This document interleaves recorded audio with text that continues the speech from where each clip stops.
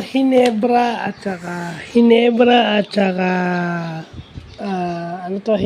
saka Meralco, no, yung rivalry in the past decade, no. So, dito natin makikita na kahit panalo ang isang team, ilang wins straight, hindi natin matatalo yung attrition factor, yung pagod.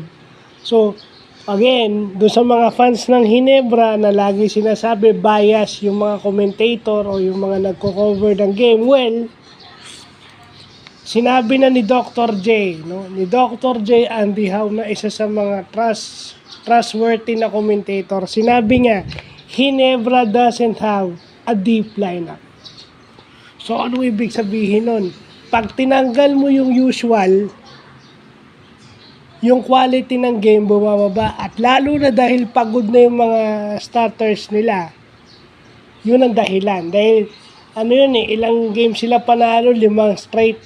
So, hindi lang sila physically pagod, mentally pagod na sila. Lagay na natin sa ganon.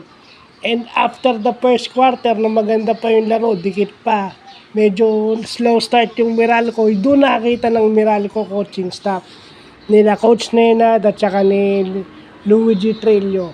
Bilisan natin yung pace, patakihin natin si Marvin Jones from the outside. Doon na-expose yung absence ni Japet Aguilar.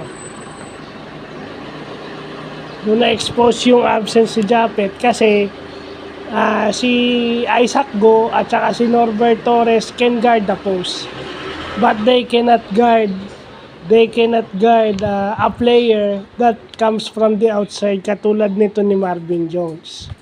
Pag si Marvin Jones lumabas o umangat, mahihirapan si Isaac Go at saka si Norbert Torres.